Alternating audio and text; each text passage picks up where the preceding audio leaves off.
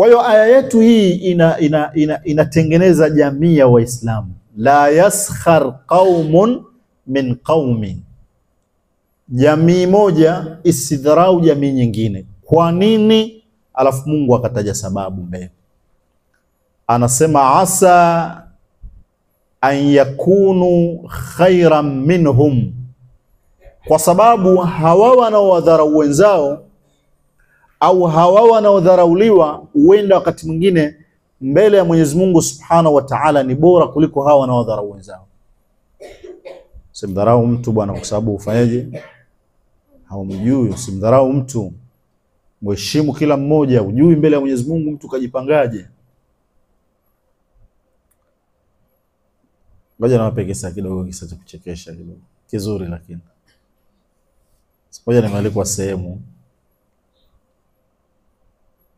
nikaenda nafika pale, basi kawa tu mtu wa kawaida, watu wamekula makoti yao pale, piga makoti, watu kula vilemba vyao. Mimi nimekwenda tu nimevaa kikanzu changu cha kawaida hiki cha mkopo, nimeenda zangu pale. Kwa nimefika nikawa kakaribishwa, nikakaa. Basi kaja mzungumzaji wa kwanza, akaja pili, akaja tatu. Lakini mimi ndo nilikuwa mdogo katika kiumri, mimi ndo mdogo. Kwa watu wazima.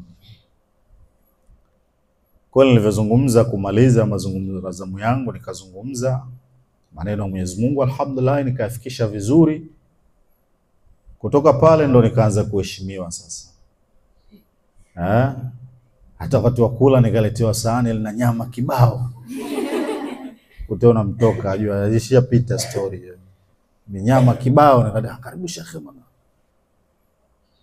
Faa kuna mzee kaja bwana, nikamwambia mzee basi tosha.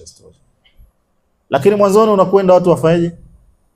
Hakujui. Sasa hii wanasema katika vitu ambavyo Mwenyezi Mungu Subhanahu wa Ta'ala amevificha kati ya wanadamu. Yaani kuna vitu ni siri Mungu amevificha ndani ya wanadamu.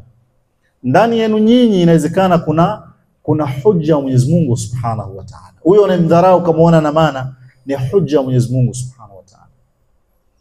Kwani tunaamini Imam Mahdi ameshazaliwa? Hasa mimi ndio Imam Mahdi mathalan.